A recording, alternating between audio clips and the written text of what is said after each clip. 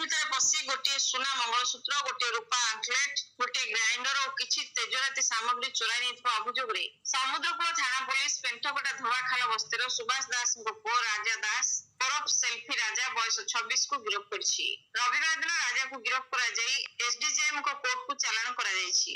ପେଣ୍ଠକଟାର ସୋଡିପିଲି ରାବଣା ବଳଫର ସ୍ୱର୍ଗତ ମନୋଜ ପାତ୍ରଙ୍କ ପତ୍ନୀ ଟି ବାସନ୍ତୀ ପାତ୍ରଙ୍କ ଏତଲା ଭିତ୍ତିରେ ଏ ସଂକ୍ରାନ୍ତରେ ଆଇପିସିର 380 ଦଫାରେ 116/2021 ନମ୍ବର ମାମଲା ରୁଜୁ ହୋଇଛି। ଅଭିଯୁକ୍ତ ଘରୁ ପୋଲିସ ଚୋରି ସାମଗ୍ରୀ ଜବତ କରିଛି।